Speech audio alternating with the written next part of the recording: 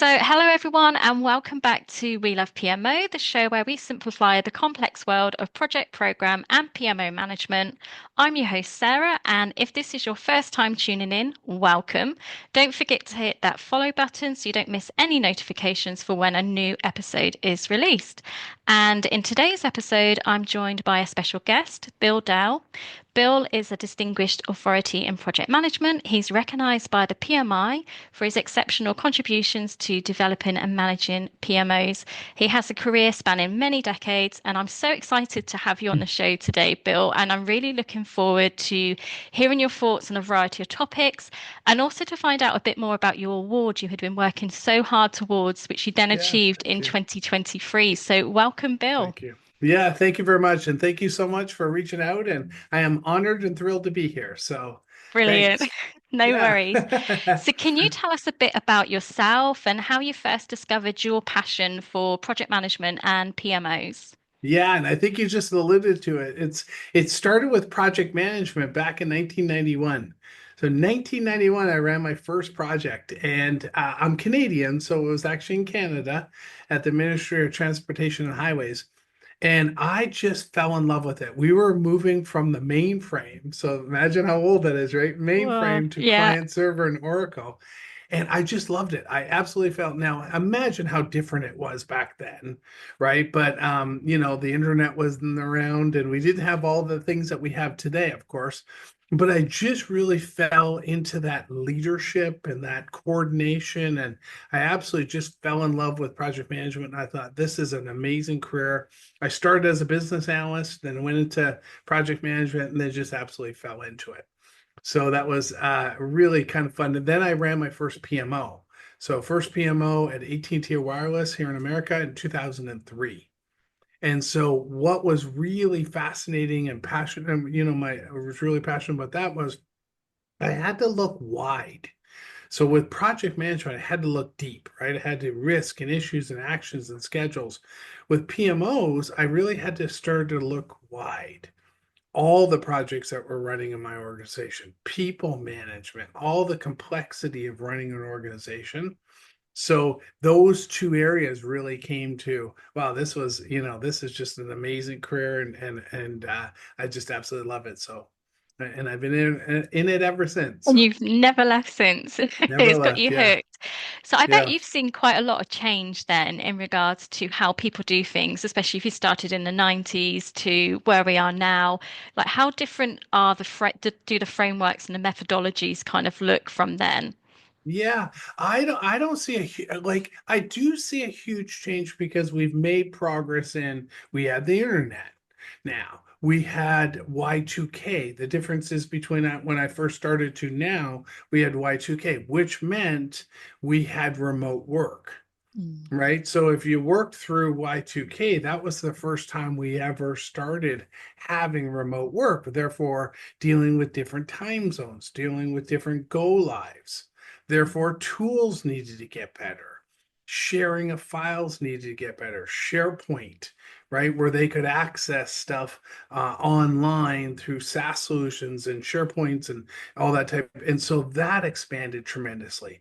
It also made it much harder, right? So, from a communication perspective, I've written several books in project communications. And what happened is you could go down the hall to their office, to their cubicle, and say, "Hey, John, could you work a little later?" Instead of getting up on back in the day was net meeting and some of those crazy, early, remote tools, right? It much harder to convince someone to work a little bit later when you could walk down the hall to their offices. So we see a dramatic change from that perspective.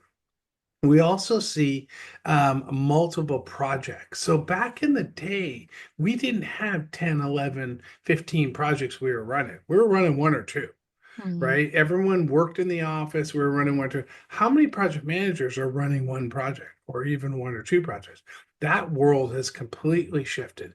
So the tasking, the context switching is much more difficult. The social media, hey, let me just check my tweet.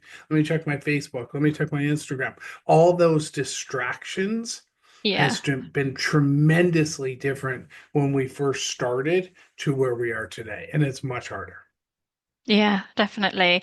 And I think now, a lot of project managers I think it's good when they can do that matrix working, Yeah. especially if they can work across a number of programs, and it just gives them a really good insight in regards to those dependencies and also the way the organization's kind of running. But I can imagine a lot of project managers that I know who would love to just solely focus on one project Yeah. and not have many plates to sort of spin.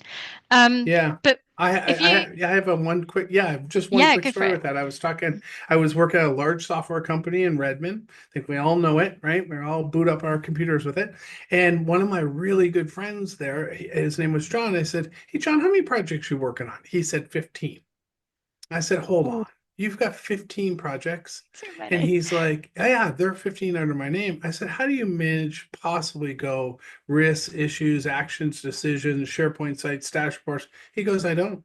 I can barely get to three or four of them."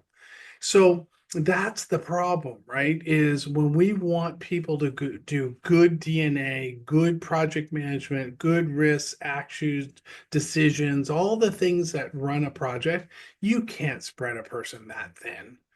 And he's just like, "Yeah, I get to it when I get to it when I get to it, or I don't get to do it all." So that's a fundamental difference, right? That Yeah, I think, and definitely. we're seeing that, like we see that across multiple companies. We see with COVID slowing things down in the post-COVID world. How fast do people want to get more projects and more things out there? And therefore they put it on the backs of the project managers. And that's where your burnout comes into is And that's your burnout. Yeah. and yeah, and also obviously contributes to the increase in project failure Yeah. if you've got Yeah. that many going. This, like you said, there's just no way that No way. you can be giving your best on that. And you don't And see the that in the risk, data, right? yeah, Like I consume, and you being in the PMO space as well, you must consume that PMO data, right? There's PMO Joe's got data, Skyforma's got data, PMI, PMI's got data, and I just like consume those reports. And you never see multitasking. You never see burnout of employees. Like you never see the ratio of projects to project managers. You see, "Whoa, we need AI or we need this or we need that." And I'm like, really? Like, we got to do the basics first. yeah, you need to get those So, fundamentals right, don't you? yeah, To get the sort of fundamentals like, right, which we yeah, still don't have, right? We're still working through those fundamentals, which is interesting, which challenging too. definitely challenging. And what is it about PMOs that sort of excites you the most? Yeah, I think they're so complicated. They're so challenging, and there's such a dynamic of running them. So I've ran 10 across four different companies. So I've had 10 different leadership teams, 10 different org structures, 10 different components of complexity, but all the same thread, right? The DNA of running a project. But what I really like about it is there's a component of one day you're spending all your time on people. You're doing promotions and layoffs and hiring and merit increases and stock bonuses. You're doing all that, and then the next day you're going deep onto a program or project that are really struggling. I've been doing program project management for a long, long time. So I often get, "Hey, can you look at my project? Can you figure out what my blind spots are?" So you have to kind of pivot. You have to go wide and stay wide and treat yourself like you're running an organization. And then you also have to go deep because generally sometimes they just need help. Programs and project managers need help, and there's blind spots that you can often spot where you're not as deep as they are. So the whole Definitely. side of it is it's stimulating, it's complex, it's challenging, but it's also really exciting. I just love it. I'm just It super is passionate about fun. it. I just love it. Yeah. I find quite often some of the things that comes up in regards to that support, like project managers or program managers need, and it seems to always be the same sort of areas. Benefits realization. People really seem to struggle with that in regards to the lifespan. Once the project has completed, in regards to, okay, how do we actually demonstrate the success in regards to what we set out to do? Yeah. And then actually effectively writing a business case, and having that clear kind of validation without, and also doing the hard work at the beginning to sort of really show the case for change, not trying to solutionize a problem before we know what the problem Yeah. actually is. So, hey, we've Yeah. got a fix here, but now we need to Yeah. build a project around it. Yeah. And that's something I've seen come up time and time again. And especially when you have turnover for PMs Yeah. and they're just like lost, and they sort of come Yeah. to sort of find them to come to PMO and sort of say, where do we go from here? We Yeah. we don't have a project board set up, but we have a program board, and Yeah. but there's no governance in regards to escalation. What do we do here? Um, Yeah. yes, number of Yeah. interesting things. It is, and what's really interesting and what you alluded to there is this whole benefits and the value realization. Because I strongly believe it's not, I don't think it should be part of a project manager's tasks. And why I explain that, or I can explain that easily with, if I'm running a project and that project is a $5 million payroll system and it's going to take 3 years to implement, when I finish that project, I am off to my 10 other projects I'm managing. I don't have the time to be involved in this 3 years out to collect the benefits, right? So, for example, one of the things could be in a payroll system, I lay off 5 people because I Hmm. got this new payroll system, but I need 3 years to be able to lay those people off. The project manager that implemented that tool is long gone and is in no ability to lay those people off 3 years from now. So I think it's an industry problem, but you're dead on. It's a problem, and we need to figure it out. And is it a PMO problem? Maybe. Should the PMO be staffed with benefits? Because they last for years and years, but we tend to put it on the backs of the project managers, and I just don't think that makes sense. It Maybe during doesn't the make execution of the sense. project, Yeah. For that it's beginning interesting. stage, when they do the like, okay, we've got an idea, we're kind of putting a proposal together, we're Yeah, going to start to map out the high level benefits that would yeah, go within the actual business case and would define them.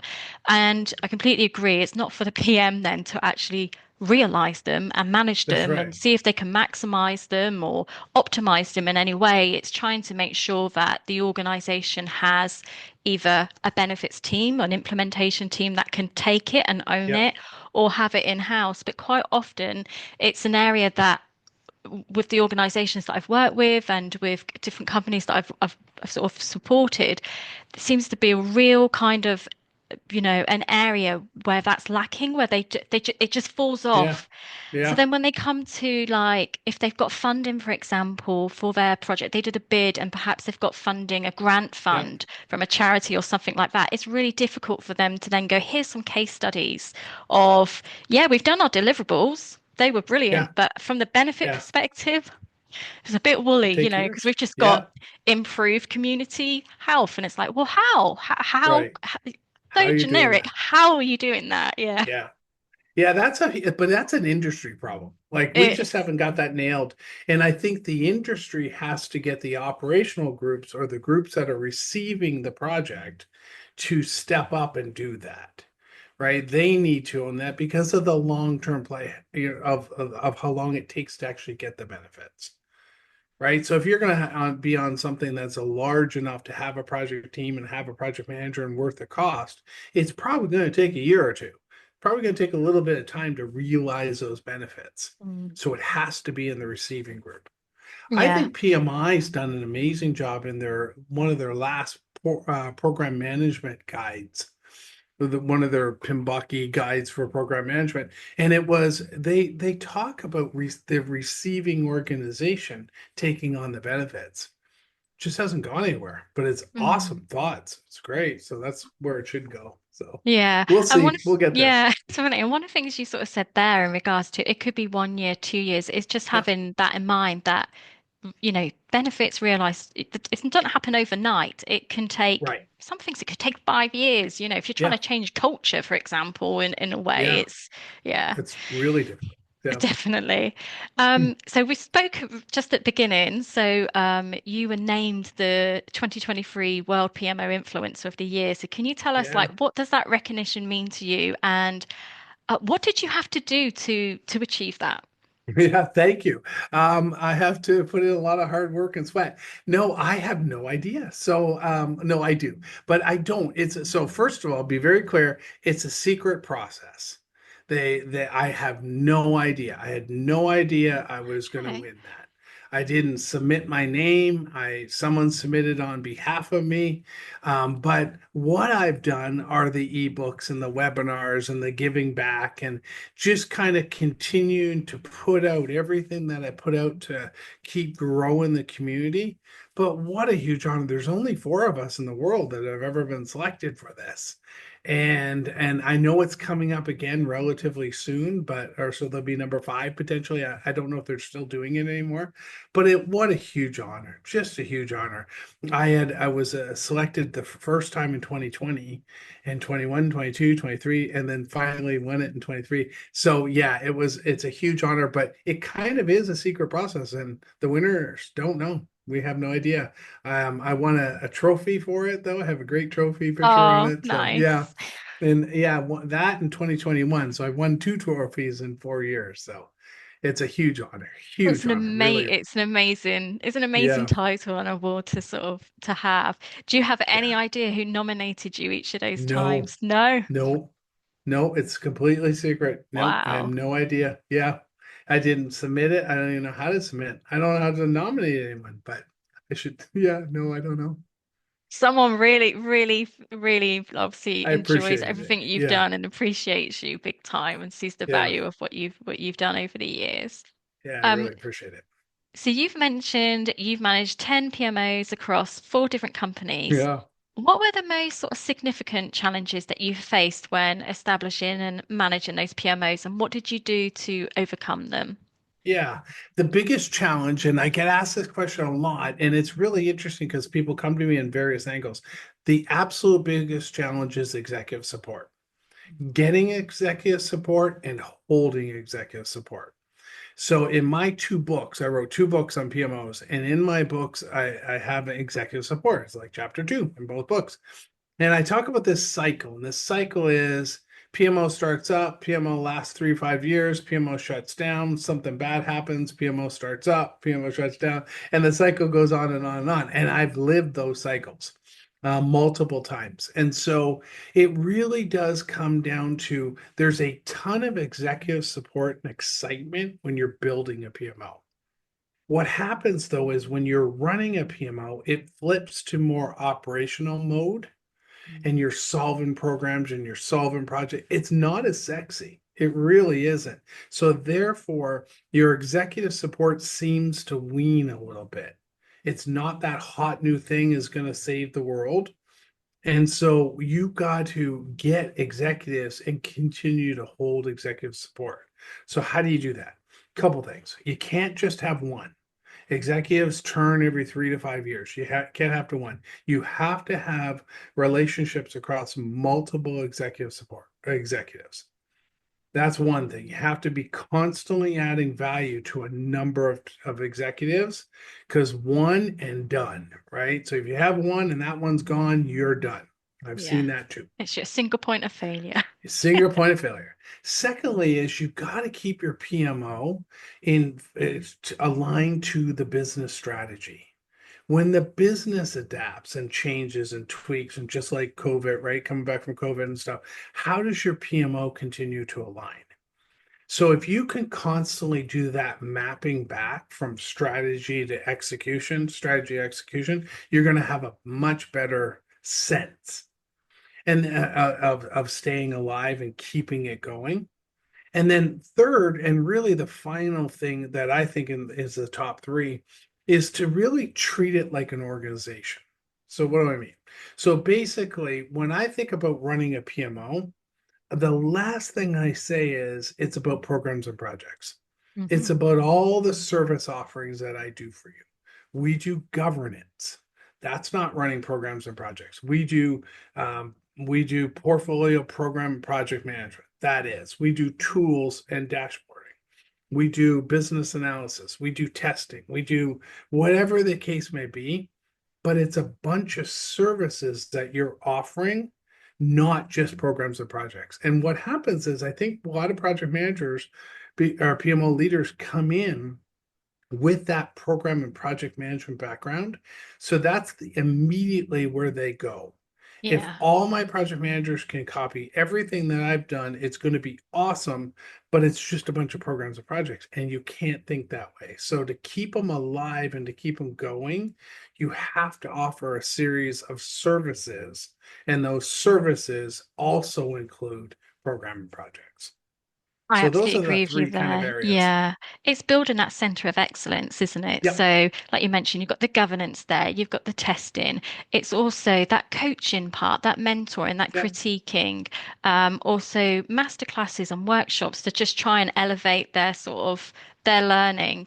Um, and I find, one of the first things I sort of do if, I'm trying to increase the maturity of a PMO or we're establishing one is to really nail down what those services are and have a really clear service catalogue yep, so yep, people can see exactly what it is we offer, have that within the charter as well.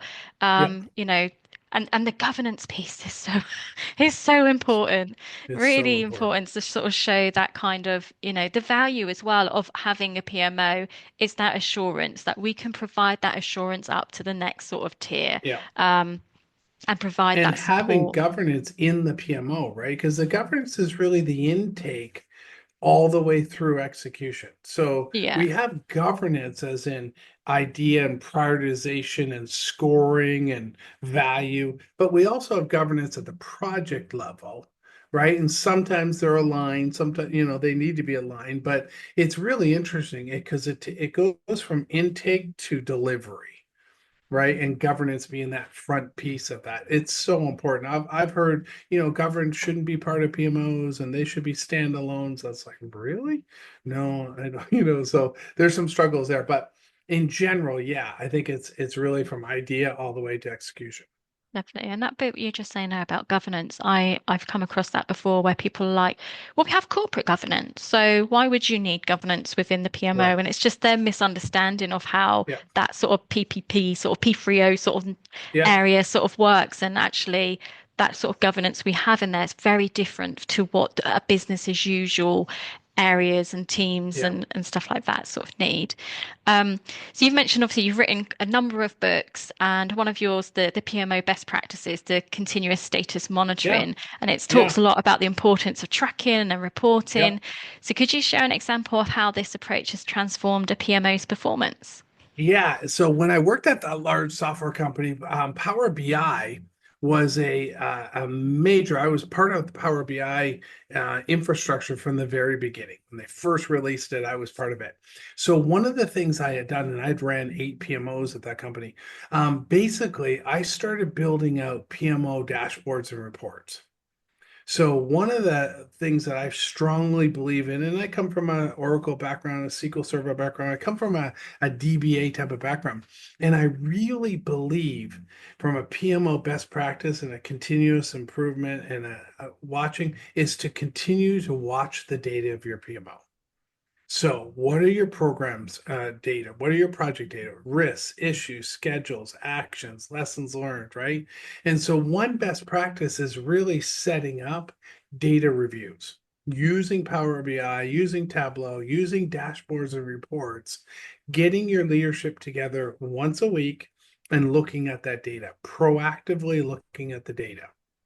Now, where we're about to go with Copilot and some of the amazing things to be able to look across all the issues and look across all the lessons learned and proactively get in front of that. But by doing that, you're looking, like we said earlier, you're looking for blind spots that people that are tactically in the projects or programs may not actually be seeing. So that was a huge best practice. I've done it for multiple years across multiple PMOs, really proactively looking at the data and reporting on the findings.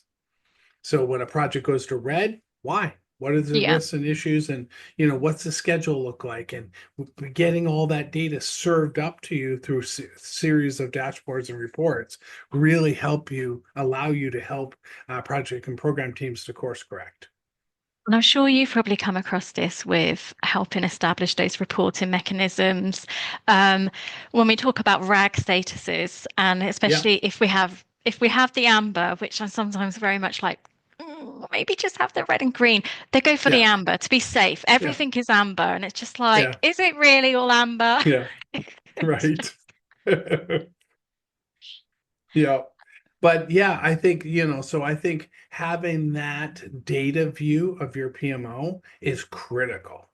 It's just critical because it's the proactiveness that you can do across 50, 60, 70 projects. And then when we get tools to allow us to do that, and we can do 99% of it now with Power BI or Tableau, like some of the dashboard reports, we can add a layer of AI to it. We don't know what that's going to look like yet. We don't know how that's going to work, but we'll be able to do that. There's a Copilot Fabric, Microsoft Fabric sits on Power BI. And we're like, oh, this could be amazing. But could be is the key words there, right? and you just mentioned AI, and my next question was going to be about that actually. So, how Yep. do you see PMOs evolving in the next sort of 5 to 10 years, especially with the advancements in AI? Yeah. Yeah, so I think there's some key components to that. So I think tools. I think we're going heavy, heavy, heavy on tools. Now, what happens is people get so sucked into tools, they forget about the processes, they forget about the rigor and the maturity that have to be Mhm. set up. But tools and methodologies are ones that are going to continue to um, be out there and continue to have to get better while we deliver. So think about it. Agile, we're 2024 and Agile is 24 years. 24 years old, Agile. Okay. Waterfall is your predictive is what, hundreds of years, right? Mhm. 24 years. So we still have hybrid for a reason, right? 24 years of Agile and we still have hybrid. So we have DevOps. Well, how far did that go? We had scaled Agile. How far and what kind of culture change would have to happen to make scaled Agile work? Right? We have Prince 2. We have all these methodologies out there that continue to need to turn from a maturity perspective. Obviously, AI, the tool companies are just going all in on AI, which is amazing. But what you need to see is you need to see data set up. You need to see labeling. You need to see security. You need to see all those things that we've never had to tackle before. From a PMO perspective, we're gonna need to get that stuff tackled up. Now, what if you're not a Microsoft shop? What if you're a Google shop, right? We have a large warehouse chain in America here that is a Google shop. Google Docs, Google Slides, Google, all the various Google things. How does Gemini sit on top of corporate data? Are we ready for that? Do we have that label set up? So I think the next 5 years are going to go fast, and I think we're going to see massive improvements in the methodology and the tools perspectives, especially around AI. One of the things you said there in regards to like tools, I know a lot of people can get themselves a lot wrapped up in regards to the tools. They want that shiny new tool because they Yes. think it's going to save them, Yeah. but they don't have the fundamentals cemented in. They don't actually have Yep. the processes or the reporting, and then sort of spend all this time and energy to get it set up to then not understand why they're still kind of getting rubbish out the other end because they Yep. haven't done that important bit where you've been saying about of the data that you need to be collecting, is that Yep. available that they need, and the governance and stuff. But yeah, it's going to be very interesting to see how AI sort of plays into that over the next sort of decade. Yeah. Yeah, and I got a quick story on that. I am by no means perfect. There's a lot of people I can line up says I'm not perfect, but I'll tell you a quick story with that. I got suckered into the shiny object suit. I was working at that company, software company, for 14 years, and I literally bought a product, and it's no longer in business. It was called Risk Plus. Okay, so do you remember Monte Carlo simulations, PERT? Yes, Optimistic yeah. times pessimistic 4 times, right? Is it Divided by similar four. to the I love Palisade it. risk? Is it similar to that Yeah, one? Yeah. yes, it is. Okay. Yes. And Yes. there's Risk Plus and there's Risky Project, and it's to die for. And so I ended up I had 15 project managers working for me. I bought 20 copies. It was associated to project. You got it all linked in. But think about that and how great it is, right? You can press, you put a project schedule, press one button, you get your cost and your schedules. It does the Monte Carlo simulation. It's to die for. Okay. Bought the copies, got sold by the slick salesman. This will change the world. They weren't ready. No one used it. I maybe had one person that used it. One of my superstar project managers, like, oh my God, this is the greatest thing in the world. But I've been there. Like you get suckered into we want Copilot, we want Gemini, we want this, we want ChatGPT, we want all these things. No, you got to get your processes down. Right. And so many people want that tool because the tool's going to give a push button. The tool's going to give this. I got suckered into myself. I will never do that again because you got to have the organization and the people ready for it. Yeah. And that message gets lost in all the buzz, right? And it's just really interesting. So obviously it wasn't a huge expenditure, but it was one that it's a real good lesson. And yeah, I got suckered in with it. So I still I think it's think it happens amazing. to so many people. Yeah, Yeah, I have used Risk Palisade and I love yeah, the Monte Carlo simulation on that. right. I love it. Amazing. It's But really now good. think about the maturity. You got to get, three estimates from a team member, right? Or you And can they need get to mean one and something. Yes. right? It's got to mean something, right? And so think about that maturity, though. If you went into someone and go, "Come on, Sarah, give me your pessimistic," and they're, "What the hell are you doing, right? What are you talking about? Give me your optimistic." Like you're not going to do that. So you're going to have to get some calculations, and you're going to have to preload some data and all that stuff. But ideally, it's basically telling you what, right? It's going to make you much more accurate on that and Yeah. on your schedules, right? And your cost based on human nature and multitasking and stuff. It's doing all the math for you. It's all math, right? So yeah, fabulous. Yeah. But I love it. I loved how it used to sort of go, no, these are your top 10 risks. that's right. Great tools. Great tools. They'll come back around one day. I'm sure they will, under a different name. Yeah. So, what would you say are the top three qualities or skills that someone needs to become an effective PMO leader in today's dynamic business environment? Yeah, so I say it's a great question. What's interesting is you don't see that, you don't hear about that in job interviews, and you don't hear about people coming to you with that question. But it's a great question because this is the foundation of how you're successful at this job, right? And so you just don't see that. You don't see that in job descriptions. I would say first, look wide, not deep. And that is a huge lesson. Mm. You have to look across your organization and stay wide. You cannot go deep in any one area, especially if you're running multiple service offerings, right? So, number one is really look wide, not deep. Number two is you got to let go.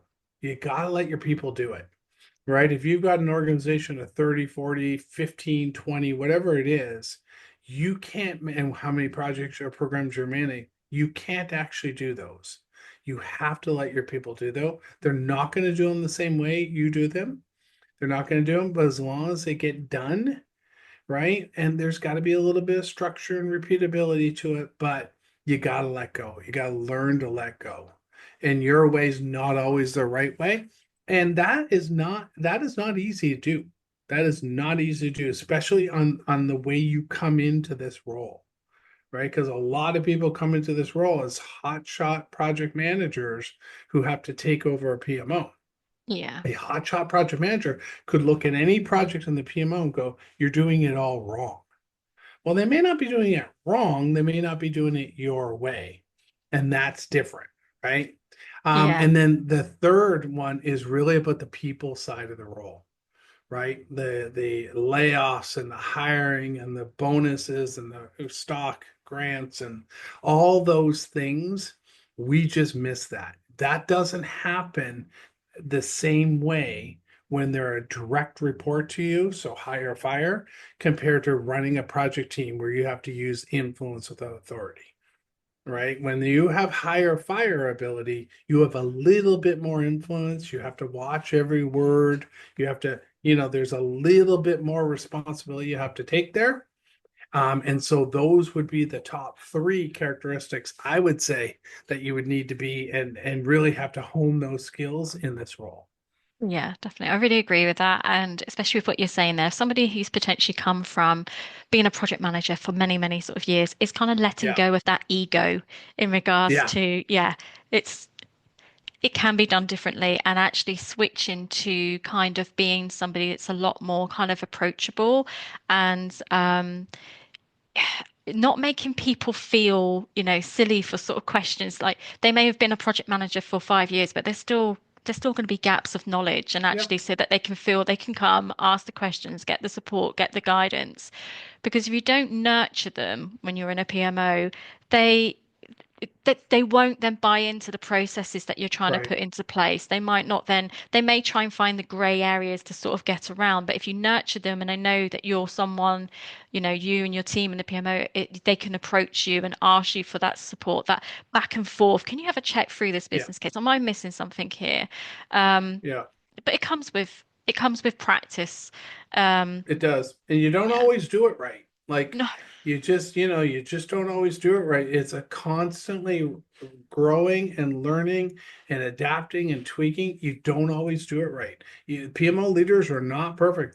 They're people too, and sometimes you just blow it. Like sometimes you just don't do a great job at it. And that is a little bit of, damn, I would really do it this way. Like do you know what I mean? And but Yeah. you have to watch every word. Like yeah, it's interesting. It's something I deal with a lot and have across multiple PMOs where a project manager say has three projects or two projects, whatever. They're just so focused on those projects and they want to go deep and get every aspect of those projects. And they don't often think wide. And it's Yeah. not their They don't job to look think up and wide. sort They of, don't look yeah. up, right? And if they would look up, sometimes that would really help. And then they would acknowledge why you're asking them to do the things you're asking them to do. But they don't. They get so deep into their projects, and some people just want to do the project thing. Not everyone wants to be PMO leaders, Yeah. right? And so that there's that side of it too. There's some people just totally great with just managing projects, and there's nothing wrong with So looking back on your career, which is spanned that. quite over quite a few decades, what legacy do you hope to sort of leave in this field? Yeah, it's a good one, right? It's so like I said, so 1991 to, and I'm still doing it, but the legacy's been the books, the legacy's been the articles, the blogs, the courses, the webinars. But I think at that 10,000 foot level is, I want to be known as a good person. I want to be known as likable. I want to be known as one that I really do care about helping the industry, helping people and really helping people grow. This has been a tremendous career for me, and I want to give back wherever I possibly can. So that would hopefully be my legacy. That sounds like a brilliant legacy. Thank So you. that brings us to the end of our podcast. It's been an absolute pleasure to have you on, Yeah. Bill, and I'm sure we probably will invite you on again at some point Yeah. to sort of get Thanks. your thoughts and feelings on that. Yeah. So yeah, feel free to send any questions in that you may have. We can pass them across to Bill, and Bill, we'll also drop down all your links as well, and especially to your Okay. books, should anybody want to find out any more. Yeah. Thank So you. thanks so much, Bill, Thank and you. yeah, we'll Really have you appreciate it. again at some point. Okay. Thanks.